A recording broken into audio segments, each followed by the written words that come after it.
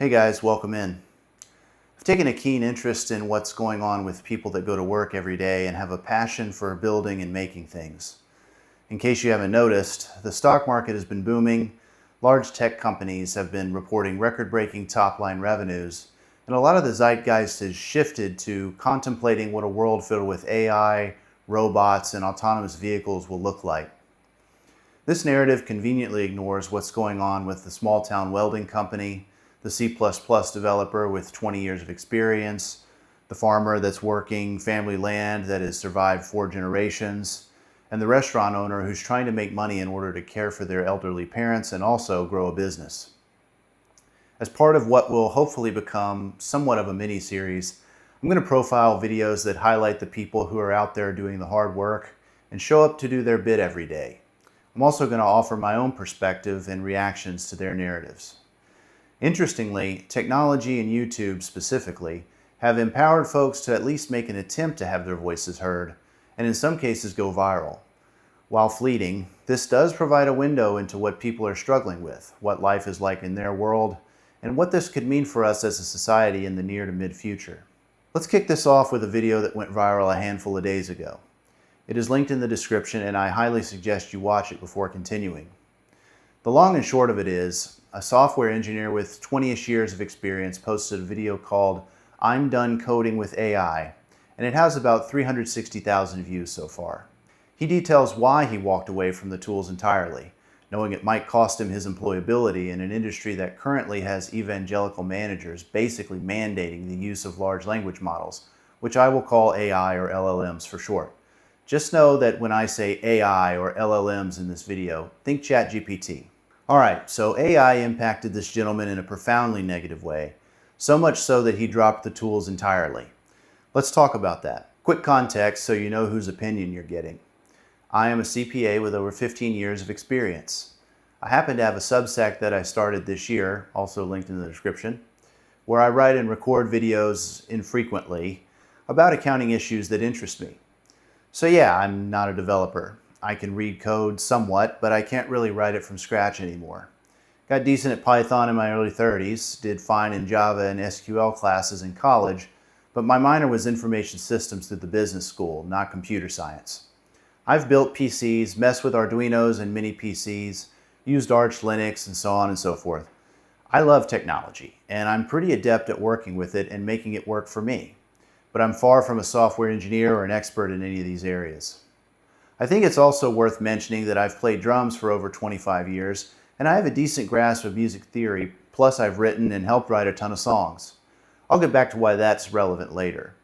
First, let's get into my relationship with AI. Back in 2014, getting Arch Linux installed was weeks of work. I had to learn how to install it for starters. Then came learning the file system, configuring the window manager, setting the key bindings, understanding how the package manager works, what the hell is the AUR, blah, blah, blah. Oh, and when the graphics driver breaks after an update, there goes your Saturday. Otherwise, you're just going to be using the Windows box until you can make time to troubleshoot. It sounds like I'm complaining, but to me it was honestly fun, and it was also a good mental exercise. I'm glad I did it. But I'm 40 now. I spend my free time with my 2 kids, my wife, decompressing with hobbies, and thinking about how to improve my business. Earlier this year, I wanted a fresh Arch Linux setup. I wanted 2 monitors with 1.25 scaling, and one was going to be vertical. So I installed Omachi, spun up codecs in a terminal, and typed out what I wanted to do. I even spoke some of the things aloud, and my text was transcribed right there in the input box. About 20 minutes later, files were written, the screen flashes, done. Awesome. Did I read the config file? Yeah, but I didn't create anything in it. Same thing with my health data. I'm someone with ADD who does better with like a game plan for the day. I've got an agent that tells me in Discord how I slept every morning and reviews my health metrics. It even helped me build a little terminal user interface so I can analyze trends. I can compare all my metrics over time and see where in the year I dipped and what correlated, like travel, workload, stress. I think most people intuitively know this stuff, but seeing it mapped out with actual data is helpful and grounding to me. Some people think that's stupid, but I like it. And then there's my job. When there's a problem at the firm that a small internal tool could solve, I crank it out over a weekend, The team beta tests it Monday, and I get to play pretend like I'm a little developer. It's pretty wild. I probably run 60% of my CPA firm from my phone these days. I can be in the bathtub, open a terminal app on my phone, check my servers, kick off 3 coding agents on a code base, and review and merge the results before drying off. And just think about that. 35 years ago, that was science fiction. 15 years ago, you were in the server room, and I was installing updates via CD, and it took me all Sunday, for God's sake, and that was only like 10 years ago. So the bathtub anecdote is the promise that technology made to the citizens of the world, and by and large, they've delivered. That's why, in my opinion, this next bit hurts so much. Back to BrettCodes. He has 20 plus years in the craft. He spent 12 to 18 months using all the modern tools. He does note that he was skeptical early on, like when the models hallucinated a lot. Hallucination is just the AI making stuff up. They hallucinate because they are trained to predict the most statistically probable next token based on patterns. When encountering gaps in their training data, they prioritize plausible sounding text over factual accuracy. This problem still exists, but it's gotten better over time. When BrettCodes started using AI for real in his IDE, he started to feel productive and appears to have enjoyed it at first. Then after a while, things started to get dark for him, and he talks about 3 major reasons in his video. Number 1, he lost the craft. He went from building software to managing agents and reviewing endless generated code. He indicated that code review is actually really hard, especially when there's so much of it. But he also felt that he lost the connection to his code base and was at risk of de-skilling. A team or dev that's de-skilled is a team or dev that's fragile. If the tools go down, or you can't pay for LLMs anymore for some reason, you're hosed. Not only did you not write the code and understand how it works, but you've also gotten rusty. Number 2, quality. Tripling raw output didn't translate to tripling business value. Good software needs deliberate human care. And number 3, the environmental and social cost. Data centers, water usage, the grid, land usage, pollution. There's real problems there. I told you earlier I've played the drums for a long time, so it should come as no surprise that I regard AI-generated music as slop. AI art too, although I'm limited to drawing stick figures. But there's no soul in AI-generated art and music, in my opinion. So listen to what I just said, and then listen to what BrettCodes said about programming. Similar, right? Coding is his instrument. It's where his soul lives. As much as people think programming is closer to math, programming is largely creative work. Anyone who's done even a little bit of it knows you're flexing the same muscles a composer flexes. So when he watched the agents take over, he felt exactly what I'd feel if you made me listen to a song composed by a robot. The difference between us isn't that one of us understands the technology better. It's where we each draw the line. The line between the domains that are instrumental to you, means to an end, if you will, and the domains that are expressive, the ones you'd protect with your life. Code is my power tool and his instrument.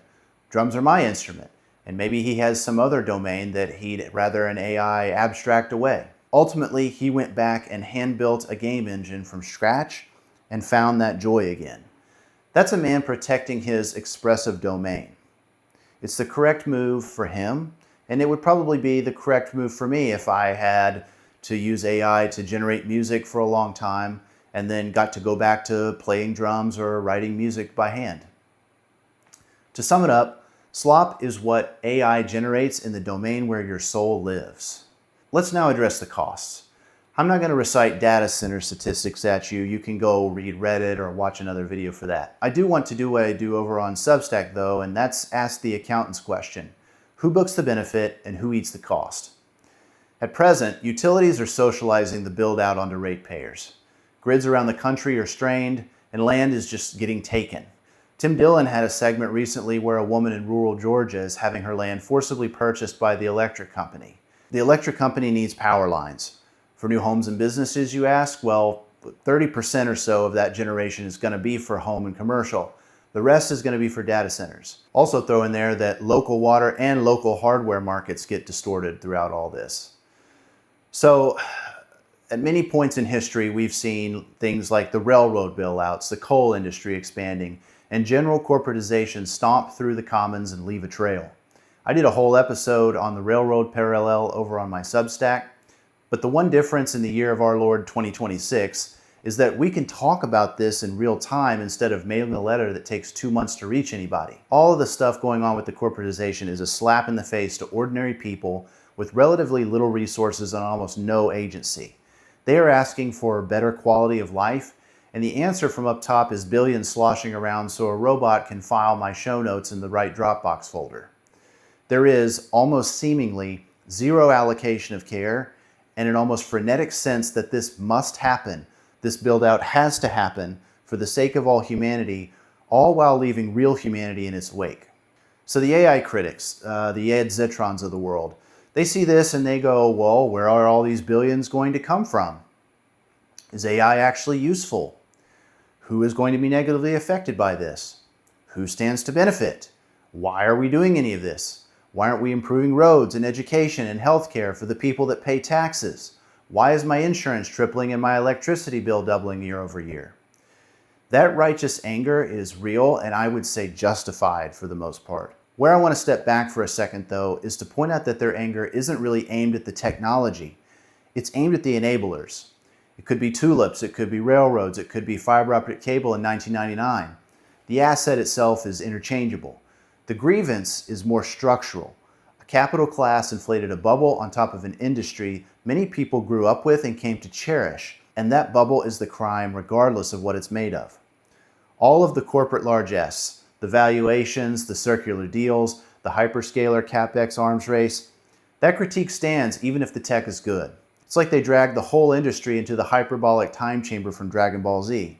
A decade of build-out crammed into 2 years. The demand, the revenue, the society that's supposed to absorb everything, still out here, moving at normal speed. Where I part ways is the claim that there's nothing here. I really do think LLMs are cool, and I think they are going to play a large role in the future of knowledge work. But let me tell you what I think is really going on emotionally. For Ed, for BrettCodes, and for me some days. Tech was supposed to be cool. It was cool. It is cool. But it was supposed to be empowering too. The whole hacker ethos, like the kid with a terminal punching above his weight, or the tinkerer in his garage with a couple buddies poring over books filled with instructions and code. That was the faith. And that faith was not misplaced. It manifested into everything we have today. The dream come true, my phone in the bathtub story, coding from 30,000 feet with satellite internet, talking to your friend from California on a video call while they are backpacking in Spain. It's brilliant. But now we have to watch what's been built on top of that, and it feels perverted. Feels like watching somebody use the Bible to buy a private jet. Nobody who's furious at the televangelist is furious at the scripture, for the most part. The text still says what it says. The grief here is watching something sacred get instrumentalized by people who only see a revenue engine. People wearing the vestments of a thing they don't really love.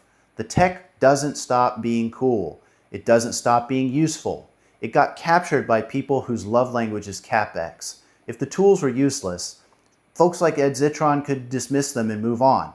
I mean, he often does, but that's not really his core argument because I think he knows it's his weakest. The pain is that technology largely works, and when it works well, it's amazing. And when it gets perverted, it's heartbreaking. So you can hold transformative tool and obscene bubble and billionaires taking everything for themselves, all of these things in your head simultaneously, in my opinion. I think you have to, in fact, because that's how it's gone every time. The railroad barons were real, the implosion occurred, and we still have trains, although they could use some improvement. A quick word on who is supposedly governing all this, by the way. It's pretty bleak. On one side, you have trillion-dollar companies, a few guys on jets, no meaningful accountability, and a US government who is likely making backroom deals, greasing the wheels, and certain individuals enriching themselves on the back of the build-out. Even the handful of folks that give a damn can't really do anything except make noise. We're certainly lucky that we have the freedom to make noise in this country, though, because on the other side of the ocean, the EU appears to care so much, it's regulating its way into a lockdown surveillance state. So where does that leave us? Two guys, plenty of experience between us, completely different crafts. BrettCodes is at peace without the AI tooling, and I quite like it. I think this is a natural part of the human experience and what makes life interesting. Humans have been doing this with every new tool for millennia, and that's all this is. But I'll briefly touch on one thing that is new. It took society about 30 years to get used to computers, the 80s through the early 2000s. This wave is asking us to run that same millennia-old process of arguing and deciding on about a 5-year clock, in an era where everyone is carrying around a pocket supercomputer, which is where the town square is increasingly located. We've done all this before, we've never done it this fast, and never with the forum inside the thing. I'd like to close out this video with a piece of advice. Figure out which of your domains are instrumental and which are expressive. If it's important to you and you don't have any mortal qualms, maybe you think about automating the first, but protect the second with your life. Like I said, links to BrettCodes video and my Substack are in the description. Full disclosure, the script for this video was handwritten by me and proofread by Claude. That's AI. All thoughts and opinions expressed in this video are mine and mine alone. Thanks for listening.